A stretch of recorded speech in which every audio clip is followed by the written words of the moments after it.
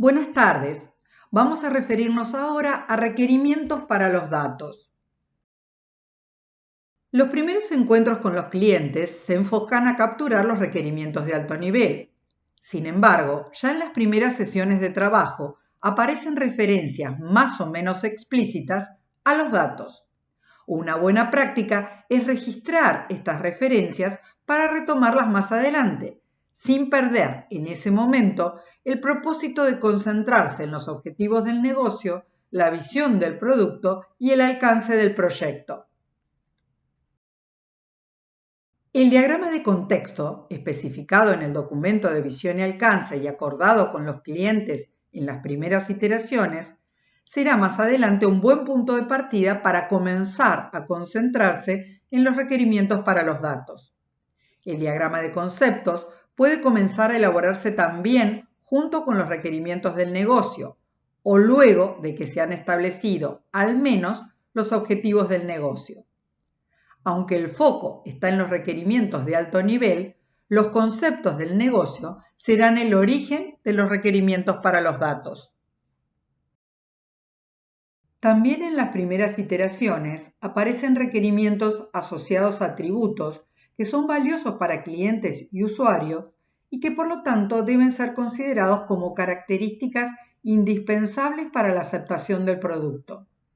Las restricciones que derivan de las reglas del negocio van a ir capturándose a lo largo de todo el proceso de desarrollo de requerimientos. En conjunto, conforman los requerimientos no funcionales. Cuando se adopta un enfoque centrado en el usuario, el analista interactúa con las partes interesadas que son fuente de requerimientos para familiarizarse con sus tareas y aumentar el conocimiento del dominio que comenzó a adquirir en las primeras iteraciones. A medida que elabora modelos, descarta información irrelevante y descubre requerimientos ausentes y tácitos. Es importante iniciar cada captura aludiendo a la visión del producto y enfatizando las prioridades y la pertenencia de los requerimientos en función de los objetivos y el alcance del proyecto. Los sustantivos que aparecen en el modelo de casos de uso pueden ser significativos para la identificación de los datos. Los requerimientos funcionales y los requerimientos para los datos pueden capturarse y especificarse en paralelo. El conjunto completo de requerimientos puede especificarse en un único documento llamado Documentos de Especificación de Requerimientos o SRS. Una alternativa adoptada por muchos equipos de trabajo es completar el modelo de casos de uso con los requerimientos funcionales y los requerimientos para los datos. Las especificaciones detalladas incluirán no solo las interacciones entre el sistema y los actores, sino también el procesamiento interno que deriva de las reglas de cómputo. Otra alternativa es generar distintos documentos relacionados entre sí.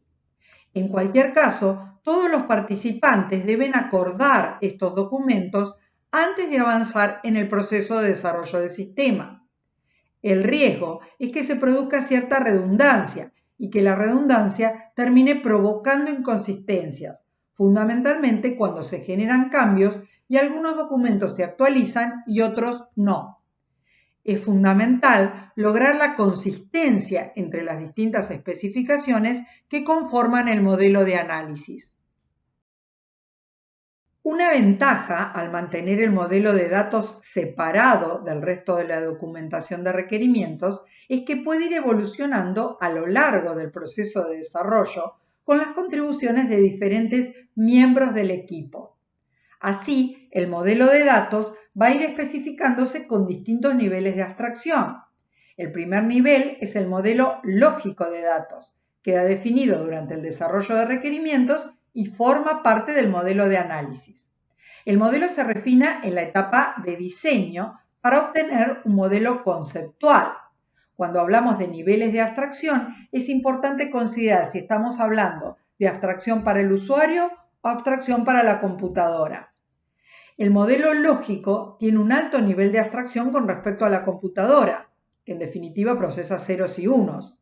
Es una representación cercana al usuario, puede entenderla y colaborar en la validación. A partir del modelo conceptual, el equipo de desarrollo obtiene el modelo físico de datos. Tiene menor nivel de abstracción respecto a la computadora, porque está más cerca de los recursos que brinda el lenguaje, pero para el usuario puede llegar a ser incomprensible. La mayoría de los sistemas de software crean, procesan, almacenan y generan datos. Los usuarios piensan y organizan los datos de acuerdo a sus tareas, por lo general de una manera bastante diferente a la representación física que tendrán los datos cuando el equipo defina la estructura de la base de datos.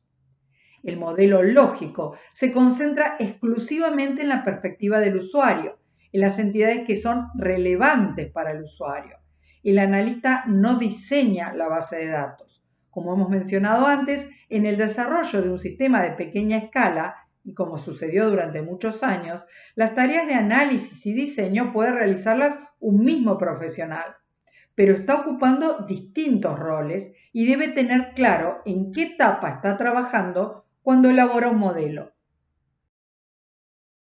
Es fundamental que lo tengamos en cuenta porque hasta este momento en las materias de programación tomaron el rol de programadores o desarrolladores y como tales utilizaron como un sumo un modelo de diseño. Ahora van a elaborar modelos más abstractos, el insumo que utilizará luego el diseñador, el arquitecto del sistema. No vamos a especificar los servicios de una clase ni la visibilidad o el tipo de los atributos. Vamos a modelar, por ejemplo, a un pedido de un cliente, no a la estructura de datos en la que se mantiene el conjunto de todos los pedidos. ¿Con qué nivel de detalle? Bueno, hay cuestiones que van a ser determinantes para la satisfacción del cliente.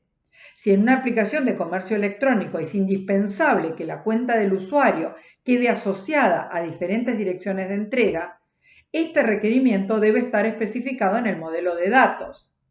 Aun cuando el usuario no haya especificado el requerimiento como prioritario y no se implemente a nivel funcional dentro del primer alcance, es necesario considerarlo al elaborar el modelo de datos porque si el modelo es limitado, el costo de las extensiones puede ser muy alto. ¿Cómo elaboramos entonces el modelo lógico de datos durante el desarrollo de requerimientos? Las sesiones de captura basadas en el análisis de documento son una valiosa oportunidad para identificar requerimientos para los datos. También las sesiones de captura basadas en el análisis de otros sistemas. En particular, son fuente de requerimiento los formularios y reportes que se utilizan actualmente, así como también los manuales del usuario y las capturas de pantalla del sistema actual. Los sistemas con los cuales el nuevo producto va a interactuar brindan información relevante respecto a los datos. En algunos casos, esta situación puede representar una limitación, ya que el nuevo sistema queda condicionado por restricciones de los sistemas con los que interactúa. La construcción del modelo de datos comenzará entonces representando la estructura estática de los datos compartidos con otros sistemas. Como mencionamos antes, las representaciones visuales construidas en las iteraciones anteriores no solo son útiles para capturar requerimientos para los datos, sino que también son indispensables para lograr la coherencia del modelo. Existen diferentes técnicas para construir representaciones visuales que modelan datos.